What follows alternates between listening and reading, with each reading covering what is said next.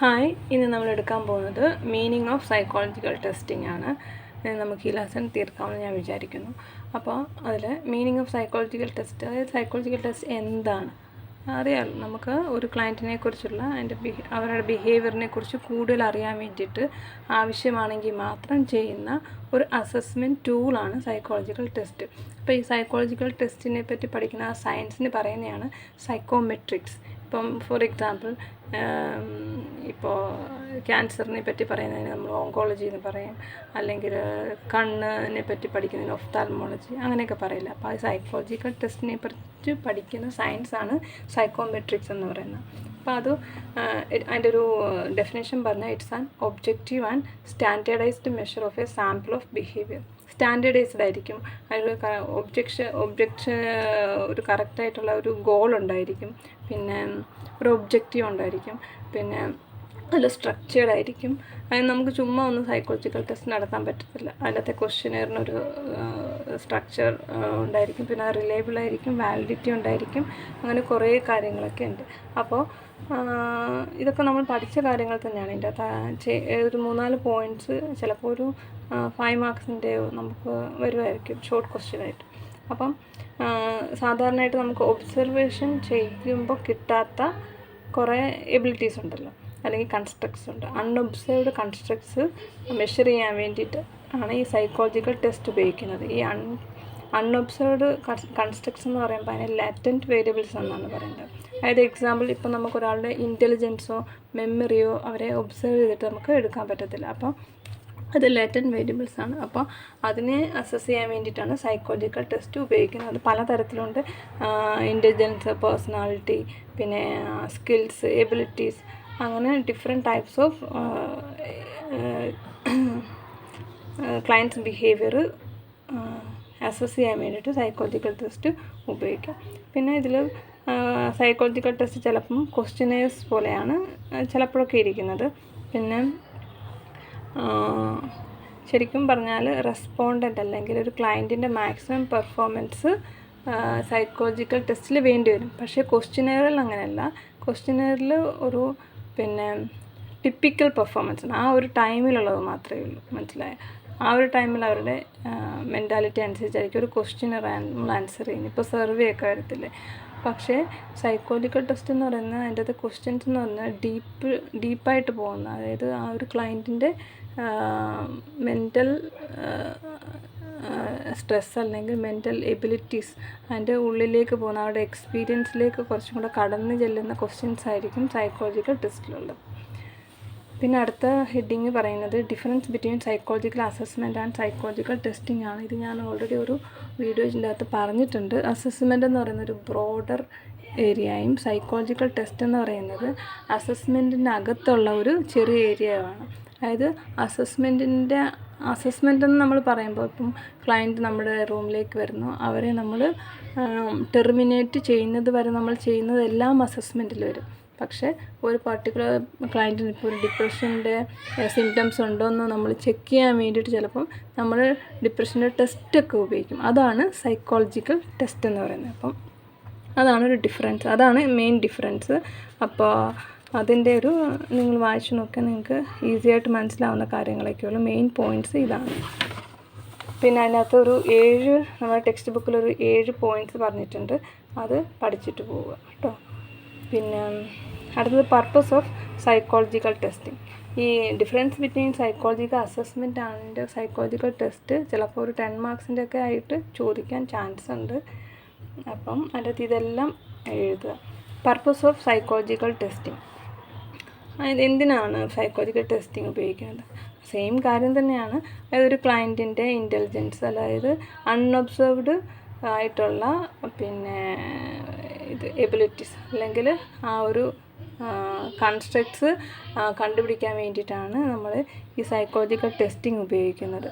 പിന്നെ അതുപോലെ തന്നെ നമ്മൾ ഏതെങ്കിലും ഒരു ഡയഗ്നോസിസ്, അതായത് ഇപ്പോൾ നമുക്കൊരു ഡൗട്ടുണ്ട്, ഇവർക്ക് ഡിപ്രഷനാണോ അല്ലെങ്കിൽ ആങ്സൈറ്റി ആണോ, കുറേ സിംറ്റംസ് ഒക്കെ നോക്കുമ്പോൾ നമുക്ക് അങ്ങനെ തോന്നുന്നുണ്ട്. പക്ഷേ ഒന്ന് കൺഫേം ചെയ്യാൻ വേണ്ടിയിട്ടും ഈ സൈക്കോളജിക്കൽ ടെസ്റ്റിംഗ് ഉപയോഗിക്കാറുണ്ട്. പിന്നെ അതേപോലെ തന്നെ വേറൊരു കാര്യം എന്ന് പറയുന്നത്, പിന്നെ കുട്ടികൾക്കൊക്കെ നമ്മളിത് ചെയ്യാറുണ്ട്. അഡ്മിഷനൊക്കെ എടുക്കാൻ വേണ്ടിയിട്ട് 10th കഴിഞ്ഞിട്ട് +2 പോകുമ്പം ഏത് സബ്ജക്റ്റാണ് എടുക്കേണ്ടത്, അതായത് കരിയർ സെലക്ഷന് വേണ്ടിയിട്ട് ചെയ്യാറുണ്ട്. പിന്നെ ചിലരുടെ പേഴ്സണാലിറ്റി, അത് ചിലപ്പോൾ കമ്പനീസിലൊക്കെ വർക്ക് ചെയ്യുന്ന വർക്കേഴ്സിൻ്റെ അവരുടെ ഒരു ബിഫോർ ജോബ് സെലക്ഷൻ അവർക്ക് ഇങ്ങനെ ടെസ്റ്റൊക്കെ നടത്താറുണ്ട്.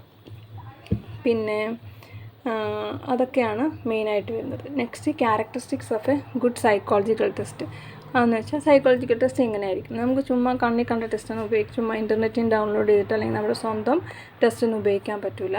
ഏത് ടെസ്റ്റ് ഉപയോഗിച്ചാലും അത് വാലിഡ് ആയിരിക്കണം, റിലയബിൾ ആയിരിക്കണം. ഇതൊന്നും ഞാൻ എക്സ്പ്ലെയിൻ ചെയ്യുന്നില്ല, ഇതൊക്കെ നമ്മൾ കഴിഞ്ഞ വർഷമേ എല്ലാം എന്താണ് വാലിഡിറ്റി, എന്താണ് റിലയബിലിറ്റി എന്നൊക്കെ ഉള്ളതൊക്കെ പഠിച്ചിട്ടുണ്ട്.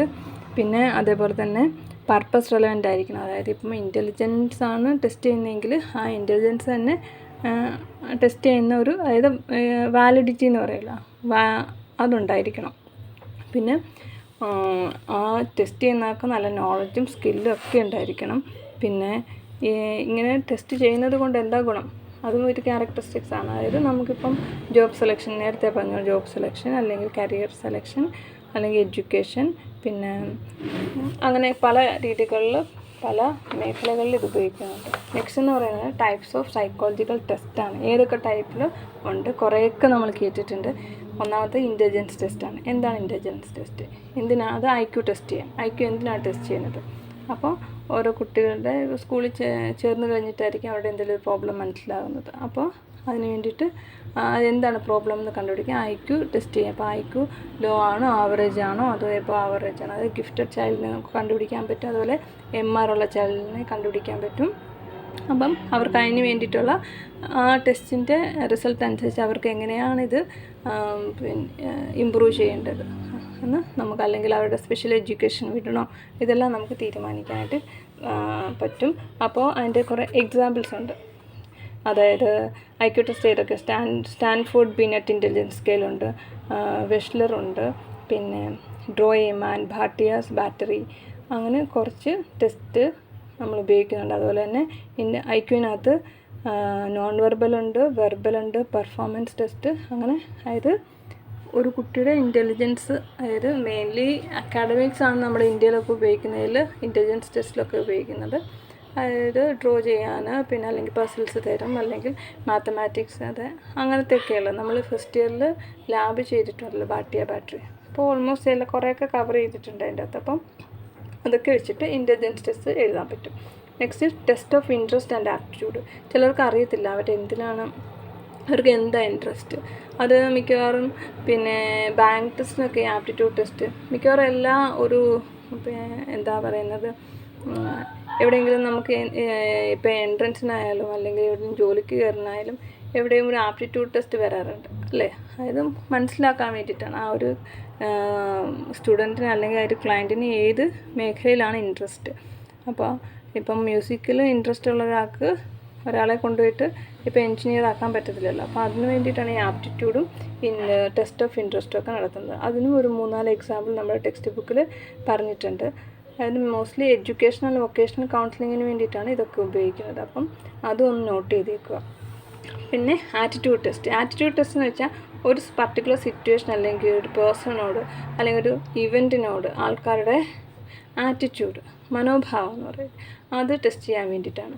അപ്പോൾ ചിലപ്പോൾ ഇത് ബ്രാൻഡൊക്കെ, അതായത് ഇപ്പം സർവേ ഒക്കെ വരും.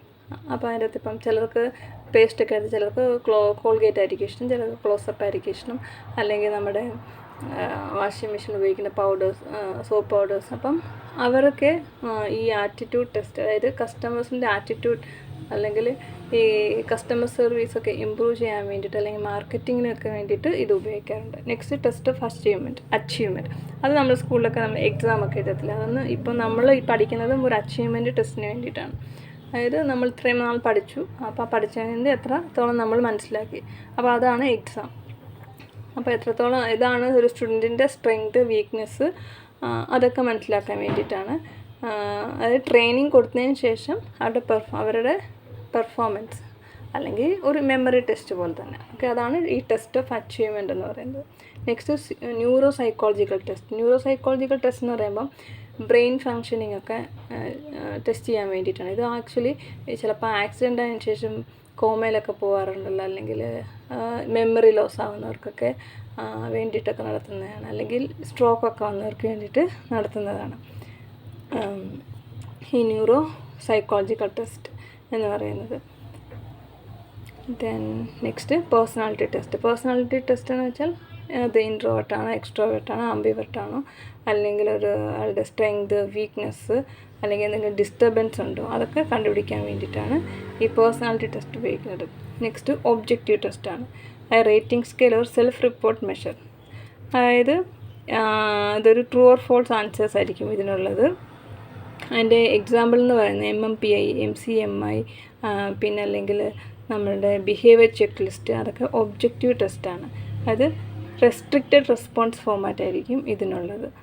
പിന്നെ NEOPI 16PF അങ്ങനെയൊക്കെ അതും എല്ലാം ഉപയോഗിക്കാറുണ്ട് ഓർഗനൈസേഷനിലൊക്കെ. Big 5 factor model, normal personality, ഇതൊക്കെ എന്ന് പറയുന്നത് ഒബ്ജക്റ്റീവ് ടെസ്റ്റിൽ വരുന്നതാണ്. Next projective test. Projective test അല്ലെങ്കിൽ ഫ്രീ റെസ്പോൺസ് മെഷേഴ്സ് എന്ന് പറയുന്നത് റോർഷാക്കിൻ്റെ ഓർത്താൽ മതി. അതായത് ഒരു ക്ലിയർ അല്ലാത്ത കുറേ പിക്ചേഴ്സ് വരും. അപ്പോൾ അത് നോക്കുമ്പോൾ എന്താണ് ഈ ക്ലയൻറ്റിന് മനസ്സിലാക്കാൻ പറ്റുന്നത്, അതാണ് പ്രൊജക്റ്റീവ് ടെസ്റ്റ് എന്ന് പറയുന്നത്. അപ്പോൾ ഈ പ്രൊജക്റ്റീവ് ടെസ്റ്റ് ചെയ്യുന്നത് എന്താണെന്ന് വെച്ചാൽ അൺകോൺഷ്യസ് മൈൻഡിൽ എന്താണോ അത് ഉറങ്ങിക്കിടക്കുന്നത് അതിനെ പുറത്ത് കൊണ്ടുവരാൻ വേണ്ടിയിട്ടാണ്, പ്രൊജക്റ്റ് ചെയ്യാൻ വേണ്ടിയിട്ടാണ് ഈ പ്രൊജക്റ്റീവ് ടെസ്റ്റ് ഉപയോഗിക്കുന്നത്. Tat, the house tree person test, പിന്നെ അറ്റാച്ച്മെൻറ്റ് പ്രൊജക്റ്റ്, അങ്ങനെ കുറച്ച് എക്സാമ്പിൾസിൻ്റെ അടുത്ത് തന്നിട്ടുണ്ട്. നെക്സ്റ്റ് ഡയറക്റ്റ് ഒബ്സർവേഷൻ ടെസ്റ്റാണ്.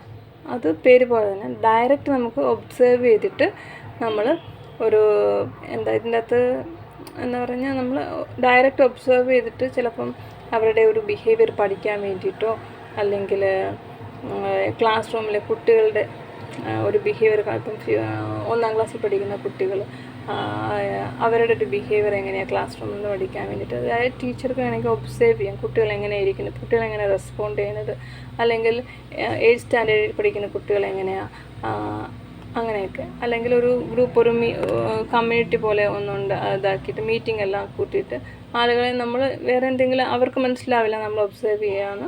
അങ്ങനെ ഒബ്സേർവ് ചെയ്തിട്ട് നമ്മൾ ആളുകൾ ഇങ്ങനെയൊക്കെയാണ് ഈ ഒരു സിറ്റുവേഷനിൽ റെസ്പോണ്ട് ചെയ്യുന്നത് എന്ന് പഠിക്കാൻ വേണ്ടിയിട്ടാണ് ഡയറക്റ്റ് ഒബ്സർവേഷൻ ടെസ്റ്റ് എന്ന് പറയുന്നത്. അപ്പോൾ ഇതിലെന്ന് വെച്ചാൽ ചിലപ്പം സ്കെയിലിംഗ് അങ്ങനെയൊന്നുമില്ല, ജസ്റ്റ് നമ്മൾ നോക്കുന്നു, അത് എന്തെങ്കിലും മനസ്സിലാക്കുന്നു. ഇതെന്ന് വെച്ചാൽ റിസേർച്ചിലൊക്കെയാണ് ഇത് മെയിനായിട്ട് യൂസ് ചെയ്യുന്നത്. അപ്പോൾ ഇത്രയേ ഉള്ളൂ ഫസ്റ്റ് ലെസൺ എന്ന് പറയുന്നത്. ഇതിൽ കുറേ കാര്യങ്ങളൊക്കെ നമ്മൾ ഓൾമോസ്റ്റ് ലാസ്റ്റ് ഇയറിലൊക്കെ പഠിച്ചതാണ്.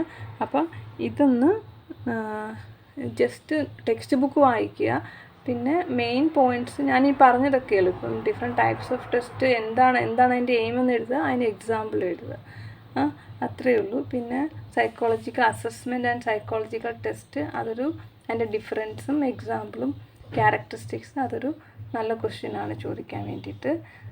പിന്നെ അതുപോലെ തന്നെ ഇതിൻ്റെ ആദ്യത്തെ പോർഷൻസിൽ വരുമ്പോൾ അത് പർപ്പസ്, അതൊക്കെ നമുക്ക് വേണമെങ്കിൽ സൈക്കോളജിക്കൽ ടെസ്റ്റിൽ നമുക്ക് യൂസ് ചെയ്യാവുന്നതാണ്. അത് ഡിഫറെൻറ്റ് ടൈപ്സ് ഓഫ് അസസ്മെൻറ്റ്, അതൊരു നല്ല ക്വസ്റ്റ്യനാണ്. പിന്നെ ഈ പ്രിൻസിപ്പിളും പർപ്പസും, what is psychological assessment and explain the purpose and principle of assessment, അത് ചോദിച്ചതായിട്ട് കണ്ടിട്ടുണ്ട്. പിന്നെ മെത്തേഡ്സ് ഓഫ് അസസ്മെൻറ്റും ചോദിച്ചിട്ടുണ്ട്. ഡിഫറെൻറ്റ് ടൈപ്സ് ഓഫ് സൈക്കോളജിക്കൽ ടെസ്റ്റും ചോദിച്ചിട്ടുണ്ട്. അപ്പോൾ ആക്ച്വലി സിമ്പിളാണ്, വായിക്കുക, പിന്നെ മെയിൻ പോയിൻറ്റ്സ് ഒന്ന് നോട്ട് ചെയ്തിട്ട് പിന്നെ നമ്മളുടേതായ രീതിയിൽ അത് എക്സ്പ്ലെയിൻ ചെയ്യുക. Thank you, all the best.